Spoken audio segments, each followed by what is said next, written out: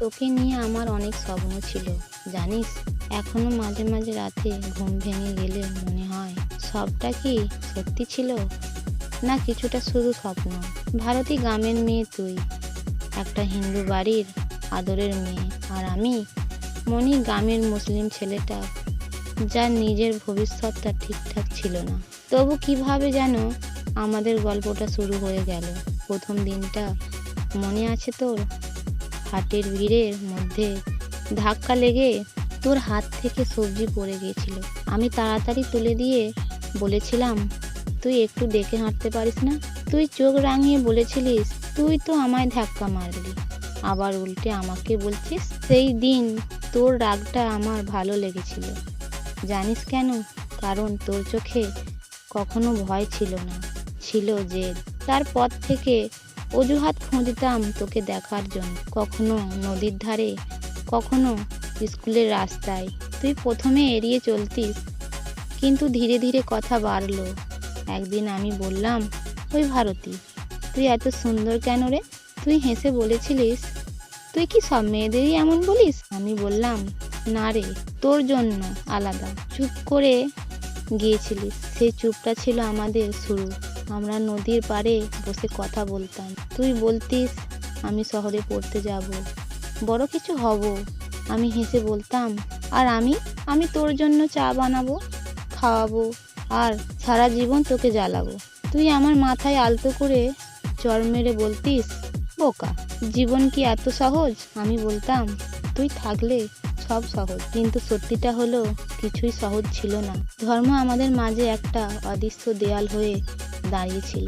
তোর বাড়ির লোকেরা কোনো দিনই মেনে নিত না একটা মুসলিম ছেলেকে, আর আমার বাড়ির অবস্থা এমন ছিল না যে আমি কাউকে গিয়ে বলবো আমি একটা হিন্দু মেয়েকে বিয়ে করতে চাই। তারপর আমি তখন বেকার, নিজের খরচাটাও ঠিকঠাক মতো চালাতে পারতাম। তোকে কিভাবে একটা ভবিষ্যৎ দিতাম? একদিন তুই খুব চুপচাপ ছিলিস। আমি জিজ্ঞাসা করলাম, ওই কি হয়েছে, তুই চুপ কেন? তুই বললি, বাড়িতে আমার বিয়ের কথা চলছে। আমার বুকটা হঠাৎ কেমন করে উঠলো। আমি বললাম, তুই না করে দে। তুই হেসে বললি, তুই না সব কিছুতেই সহজ ভাবিস। আমি না বললেই কি সব ঠিক হয়ে যাবে?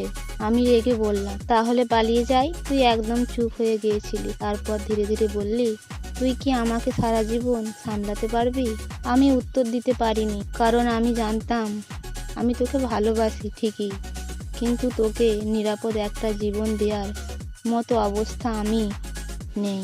সেই দিন তুই বললি, তুই একটা কাজ খুঁজে নে আগে, তারপর যা খুশি বলিস। সেই দিন থেকেই আমি বদলে গেলাম। কাজ খোঁজার জন্য শহরে গেলাম, অনেক জায়গায় ঘুরলাম, কেউ কাজ দিল না। কোথাও অভিজ্ঞতা চাই, কোথাও পড়াশোনা। আমি বারবার হেরে ফিরে এলাম। তুই অপেক্ষা করছিলিস, আমি জানতাম, কিন্তু সময় কারোর জন্য থেমে থাকে না। শেষবার যখন তোর সাথে দেখা হলো, আকাশটা অদ্ভুত রকম মেঘলা ছিল। নদীর ধারে দাঁড়িয়ে তুই বললি, আমার বিয়ে ঠিক হয়ে গেছে। আমি হেসে বলার চেষ্টা করলাম, ভালো তো, ছেলেটা কেমন? তুই রাগ করে বললি, এখনো মজা করতে পারছিস তুই? আমি চুপ করে গেলাম। তুই কাঁদতে কাঁদতে বললি, তোকে নিয়ে আমার অনেক স্বপ্ন ছিল রে, তুই আমায় ভুলে গেলি। আমি তোর হাতটা ধরলাম। আমি তোকে ভুলিনি ভারতী, আমি শুধু কিছু করতে পারিনি। তুই হাতটা ছাড়িয়ে নিয়ে বললি, ভালোবাসা শুধু কথা না, দায়িত্বও লাগে। আমি মাথা নিচু করে বললাম, আমি ব্যর্থ। তুই বললি, না, তুই খারাপ না, কিন্তু তুই দেরি করে ফেলেছিস। সেই দিন আমরা অনেকক্ষণ চুপ করেছিলাম, শুধু নদীর শব্দ আর আমাদের নিঃশ্বাস। তারপর তুই ধীরে ধীরে চলে গেলি, একবারও পিছনে তাকাসনি। আমি দাঁড়িয়েছিলাম যতক্ষণ না তোর ছায়াটাও হারিয়ে গেল। বিয়ের দিন আমি দূর থেকে দেখছিলাম তোকে, লাল শাড়িতে, মাথায় সিঁদুর, খুব সুন্দর লাগছিল তোকে, কিন্তু সেই সৌন্দর্য আমার জন্য ছিল না। আমি সেদিন বুঝলাম, সব ভালোবাসা পূর্ণতা পায় না। বছর কেটে গেল, এখন আমি একটা ছোট্ট কাজ করি, জীবনটা কোনোভাবে চলছে। কিন্তু যখনই সেই নদীর ধারে যাই, মনে হয় তুই এখনো পাশে বসে আছিস। মনে হয় তুই এখনো পাশে বসে আছিস। কখনো হাওয়ায় তোর কণ্ঠ শুনি, এই তুই চুপচাপ কেন? আমি হেসে বলি, তুই নেই বলে। জানিস, আমি এখনো তোকে তুই করে বলি মনে মনে, কারণ তুই আমার কাছে আজও সেই আগের মতো একটা জেদি হাসি খুশি মেয়ে। তুই হয়তো এখন অন্য কারো স্ত্রী, অন্য একটা জীবনের অংশ। হয়তো তুই সুখী আছিস, হয়তো না, কিন্তু আমি একটা জিনিস জানি, আমি তোকে সত্যি ভালোবেসেছিলাম।